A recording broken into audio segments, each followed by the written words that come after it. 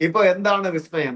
നിങ്ങൾക്കറിയാവോ? ഇപ്പൊ തെക്കൻ ജില്ലയിലെ കാര്യം ഞാനൊന്ന് പറയാം. ഇവിടെ രാഷ്ട്രീയ നിരീക്ഷകനായിട്ടുള്ള ബഹുമാനായ അദ്ദേഹം ചില കാര്യങ്ങൾ പറഞ്ഞു. തെക്കൻ ജില്ലകളിൽ പല മണ്ഡലങ്ങളിൽ, ഞാൻ മണ്ഡലങ്ങളുടെ പേര് പറയുന്നില്ല, പല മണ്ഡലങ്ങളിലും ഒന്നിലധികം സ്ഥാനാർത്ഥികൾ, കോൺഗ്രസിന്റെ സ്ഥാനാർത്ഥികൾ ആ ജനങ്ങളെ വിളിച്ച്, പൗരപ്രമുഖരെ വിളിച്ച് ആശീർവാദം തേടുകയാണ്, അനുഗ്രഹം ആരായുകയാണ്.